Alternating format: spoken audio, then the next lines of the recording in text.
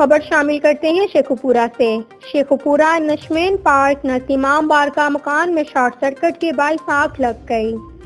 Sheikhupura نشمین park نزدیمام بارکا مکان میں short circuit کے باعث آگ لگ گئی۔ آگ لگنے سے کوئی جانی نقصان نہیں ہوا۔ ریسکیو 1112 شیخوپورہ کی فائر فائٹنگ ٹیم نے موقع پر پہنچ کر آگ پر قابو پا لیا۔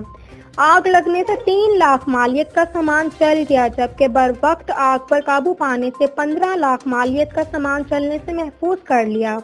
ہمارے بیورو چیف طاہر خان کی رپورٹ کے مطابق نشمین پارک کے رہائشی ارسلان وال ساجد کے مکان کے ڈرائنگ روم میں شارٹ سرکٹ کے باعث اچانک آگ بھڑک اٹھی، جس نے دیکھتے ہی دیکھتے پورے کمرے کو اپنی لپیٹ میں لے لیا۔